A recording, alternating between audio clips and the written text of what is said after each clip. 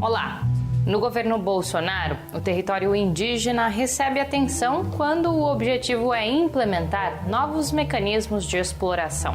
Garimpo, grilagem, usinas nucleares. Enquanto pede urgência em projetos de lei que liberam a exploração desenfreada dos territórios, o governo negligencia a saúde indígena. São 163 povos afetados pelo coronavírus e mais de 52 mil casos. Na entrevista central, o médico Cleiton Coelho denuncia a lentidão da vacinação da população indígena, que é prioritária no cronograma. E tem muito mais no programa de hoje. Eu sou Pamela Oliveira e o Central do Brasil está no ar. Central do Brasil. Já passamos da metade do mês de abril e o Orçamento Público Federal de 2021 ainda não foi aprovado. Os impasses que envolvem os valores determinados para este ano estão isolando ainda mais o governo Bolsonaro. Esta é a opinião do editor da newsletter Miguel Stedley. Vamos acompanhar. Embarque imediato. A cada semana que passa sem aprovação do orçamento para 2021, aumenta o desgaste político de Jair Bolsonaro. Se aprovar o orçamento, perde o apoio do mercado e corre o risco de impeachment por descumprir o teto de gastos. Se veta o orçamento, ganha a ira dos parlamentares, que no final das contas são os que decidem os processos de impeachment. O governo literalmente não sabe o que fazer, e não fazer nada também desagrada ao mesmo tempo o mercado e o Congresso. Como se não tivesse problemas suficientes, a abertura da CPI da pandemia foi uma das muitas decisões em que o STF passou o rolo compressor sobre o governo na última semana. Aparentemente, o medo dos twitters ou de um cabo de um soldado passou. E a própria incapacidade de Bolsonaro em impedir a abertura da CPI demonstra sua fraqueza. Bolsonaro não teve nem articulação política, nem conseguiu mexer com a sua base social. No máximo, fez um teatrinho com outra figura caricata da política, Jorge Cajuru, e que ninguém acreditou. Com muitas frentes de batalhas abertas, enfraquecido e vendo a volta de Lula, Bolsonaro só sobrevive até 2022 se recuperar a economia. E para isso, só com vacinação massiva. Falando em orçamento, um dos focos da CPI da Covid será investigar os gastos do governo Bolsonaro com a compra de remédios sem comprovada eficácia no combate ao coronavírus, como o caso da cloroquina. Até janeiro, foram 90 milhões de reais com estes medicamentos, além de outros milhões com propagandas para promover o chamado tratamento precoce. Enquanto isso, medidas que podem salvar vidas vão sendo deixadas de lado. Quem conta mais é Nayata Wani. Trilhos do Brasil. Enquanto os casos de mortes por Covid-19 não param de crescer no Brasil, o Ministério da Saúde só conseguiu adquirir 17% do total planejado para 6 meses de remédios do chamado kit intubação, que são insumos essenciais para os casos mais graves da doença. O estado de Pernambuco registrou a menor taxa de mortalidade no Brasil, mas ainda assim ultrapassa 13.200 óbitos. A enfermeira Ludmila Outes relata um cenário de escassez destes insumos. Aqui ainda não acabou, mas está na iminência. Assim, a última informação que eu tive é que nos hospitais públicos aqui do estado só tem estoque para mais 7 dias dessa medicação e por enquanto não tem notícias de chegar novos medicamentos para abastecer essas farmácias do estado. O governo de Bolsonaro já gastou mais de 90 milhões de reais com a compra de medicamentos sem eficácia comprovada contra o coronavírus. Enquanto isso, 1/3 das cidades brasileiras correm o risco de ficar sem remédios do kit intubação nos próximos dias. É o que alerta a Confederação Nacional de Municípios. O enfermeiro Hélio Júnior relata o que tem visto no dia a dia. Estamos trabalhando numa carga horária bem limitada mesmo, aqui onde eu trabalho é um hospital pequeno, um hospital com poucos recursos, assim, só apenas suficientes, né? mas para um tratamento não muito prolongado. Fora isso, nós precisamos transferir os pacientes e não temos tido vaga. Tem pacientes que estão morrendo sem vaga.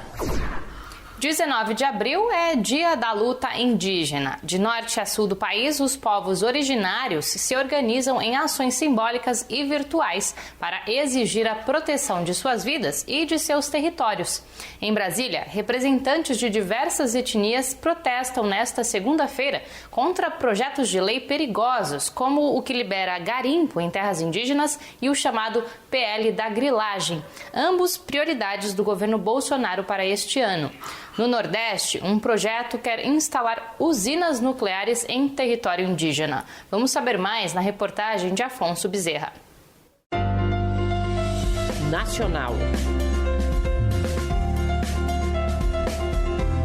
O município de Itacuruba, a cerca de 500 quilômetros do Recife, está nos planos da Eletronuclear para receber a instalação de uma usina nuclear.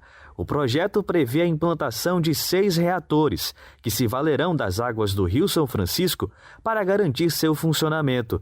Acontece que este empreendimento, além de atingir as águas do Velho Chico, também tem impacto direto nos povos tradicionais, em especial nos indígenas Pancará e Tuxá Campos. O projeto também pode prejudicar comunidades quilombolas. Sandriane Lourenço, do povo Pancará, descreve o porquê da resistência da população indígena contra o projeto. A resistência dos nós, povos indígenas, tem sido em levantar a nossa voz, em erguer nossos maracás, fazer as nossas orações para que esse projeto não venha a ser construído dentro do território de Itacuruba, pois vai afetar diretamente, principalmente as comunidades tradicionais do município. A usina nuclear, além de afastar essa população de suas terras, também pode oferecer risco de acidentes e contaminação da água do Rio São Francisco. Para garantir o resfriamento dos reatores, a usina utiliza a água do rio e depois a devolve com temperatura elevada. A cacique do povo Pancará, Cícera Leal, explica a preocupação da comunidade com a preservação do rio diante deste projeto. As águas do rio é como o sangue que corre em nossas veias. Nós precisamos protegê-los. Por isso, nós dizemos novamente que somos contrários a um projeto que vem para terminar, para dizimar o nosso Rio São Francisco. O projeto da usina esbarra em alguns obstáculos jurídicos. A Constituição de Pernambuco impede a construção de empreendimentos de energia nuclear. A ideia da usina em Itacuruba ganhou novo fôlego em 2019, após declaração de executivos da estatal favorável ao projeto. Mas a assessoria informa que não há projeto em curso no sertão de Pernambuco. Com o território indígena sendo visto como um ativo financeiro para as empresas, a saúde dessa população vai sendo negligenciada pelo Estado. São as próprias barreiras das comunidades indígenas que estão impedindo que um número maior de pessoas se torne vítima do coronavírus. E apesar de serem grupo prioritário na vacinação, as vacinas não estão chegando de forma suficiente. É o que denuncia na entrevista o médico Cleiton Coelho, que atua no ambulatório do Índio do Hospital da Unifesp. A entrevista é de Jonatas Campos. Entrevista Central. Hoje entrevistamos Cleiton Coelho. Ele é médico do ambulatório do Índio da Unifesp, em São Paulo, e tem larga experiência nas terras indígenas do Xingu. A entrevista vai buscar conversar com ele sobre a saúde em territórios indígenas. Cleiton, muito obrigado pela sua participação. Eu é que agradeço o convite, Jonatas, ainda mais num momento como esse, para poder abordar esse tema, dar uma visibilidade maior para esse tema. Cleiton, você poderia nos dizer quais instituições, a Unifesp é uma delas, mas em geral, quais instituições hoje estão prestando assistência médica às populações indígenas no Brasil? A assistência médica é obrigação da CESAI, do Ministério da Saúde. É uma secretaria do Ministério. Hoje, a maior parte da mão de obra é terceirizada, são OS, existem várias OS no Brasil todo que trabalham com essa assistência, e existem algumas instituições que, por um histórico, seja de pesquisa, que têm algum trabalho direto principalmente algumas universidades com populações indígenas, além da Unifesp, a UFAM, a Federal do Amazonas, a UFT, a Federal de Tocantins, algumas universidades federais e a própria Fiocruz, a Fundação Instituto Oswaldo Cruz, tem alguns grupos que trabalham com populações indígenas. Esse governo Bolsonaro tem uma postura mais hostil às populações indígenas e suas reivindicações. Como é que está a chegada dessas instituições públicas nos territórios? Está cada vez mais complicada, justamente porque vocês já devem ter ouvido alguma coisa sobre a DPF 709, que está na qual o Supremo definiu e deferiu um pleito da APIB para que o Estado cumprisse o seu efetivo papel no enfrentamento da pandemia. E o que a gente tem visto nos últimos meses, isso foi em julho, a sentença do Supremo, a gente percebe uma relutância institucional em cumprir essas determinações, tanto que já soltaram o Barroso mesmo já soltou várias decisões, olha, faz e existe.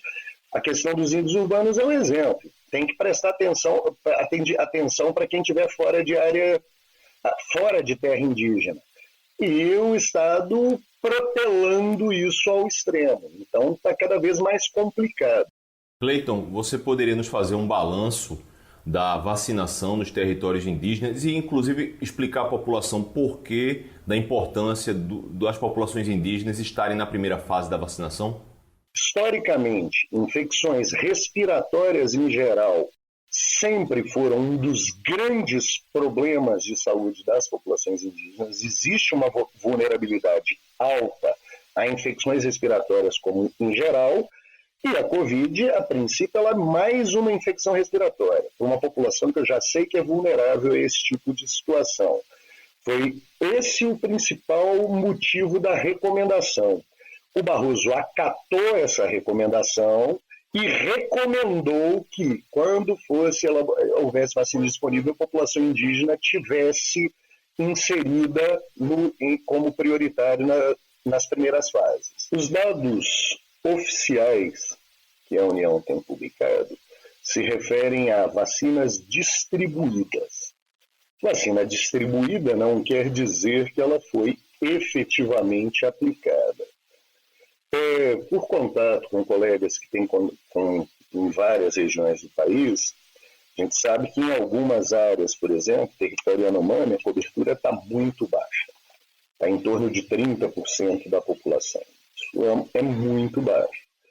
A gente tem também ouvido vários comentários, inclusive no próprio Xingu a gente percebe isso, de algumas aldeias, principalmente aldeias onde tem uma presença neopentecostal já instalada, um perfil de recusa vacinal até então inédito. E chegou o momento de dar uma paradinha na cultura.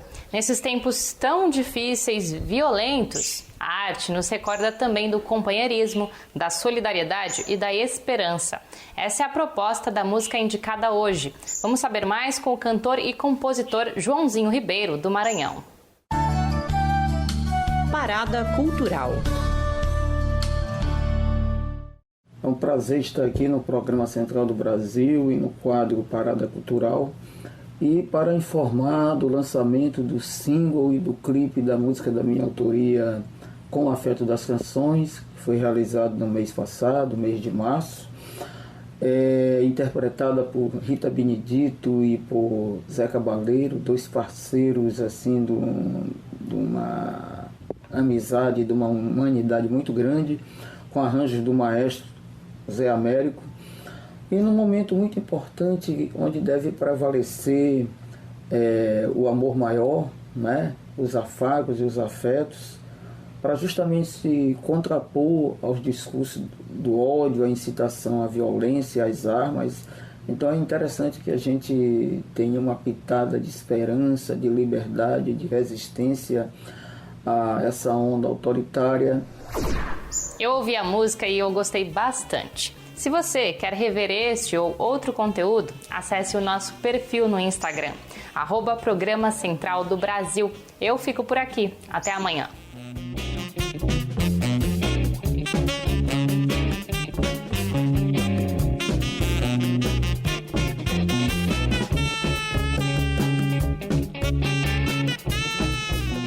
Central do Brasil, a rede de comunicação dos movimentos populares.